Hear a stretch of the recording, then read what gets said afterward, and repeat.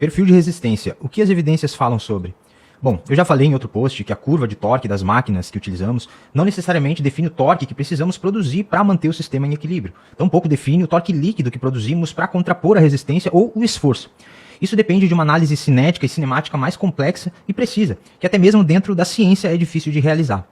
Mas o que temos sobre hipertrofia em relação ao perfil de resistência? Quando olhamos para os trabalhos relacionados à hipertrofia, fica difícil fazer inferência sobre perfil de resistência justamente porque esse componente não é isolado. Existem inúmeras características biomecânicas que podem influenciar o desfecho, como o comprimento muscular alcançado, a relação comprimento-tensão das unidades sarcoméricas, a capacidade dos músculos envolvidos de produzir torque, a excursão funcional atingida, os segmentos adjacentes envolvidos no movimento, o recrutamento motor, são inúmeros fatores. Além disso, existem variáveis que vão além da biomecânica, como o nível de treino dos indivíduos, idade, sexo, variáveis do treinamento como intervalo de descanso entre as séries, volume, intensidade, controle dietético, entre muitas outras.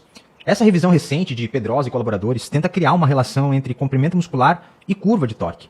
Apesar de sugerir uma tendência de maior hipertrofia em exercícios com maior torque em comprimentos musculares maiores, ao meu ver, ela falha ao tentar estabelecer essa relação, justamente por conta de todos esses fatores que citei. Quando você olha para os estudos incluídos nessa revisão, eles não isolam o perfil de resistência, o que não permite fazer inferência direta sobre hipertrofia, já que não podemos negligenciar todas as outras características biomecânicas dos exercícios. Além da interação não isolada entre comprimento muscular, torque externo e seleção do exercício, os próprios estudos apresentam limitações metodológicas relevantes, amostras pequenas, perdas amostrais nem sempre analisadas por intenção de tratar, intervenções de curta duração e majoritariamente com indivíduos destreinados, ausência de controle dietético rigoroso, equalização imperfeita de volume e esforço, uso frequente de medidas regionais por ultrassom, com erro dependente do avaliador, muitas vezes com resultados dentro do erro padrão de medida, ausência de mensuração direta do comprimento fascicular durante o exercício e definição operacional de comprimento longo baseada apenas em posição articular. Esses e muitos outros fatores aumentam a incerteza dos efeitos observados e tornam a evidência contextual e contingente,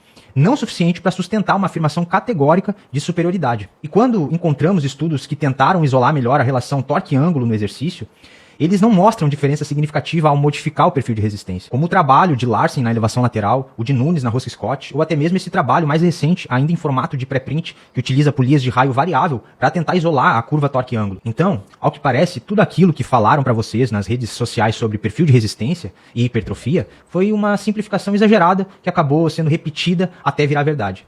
Isso significa que não existe aplicabilidade em variar a curva de torque? Não, mas esse é um assunto para um próximo post.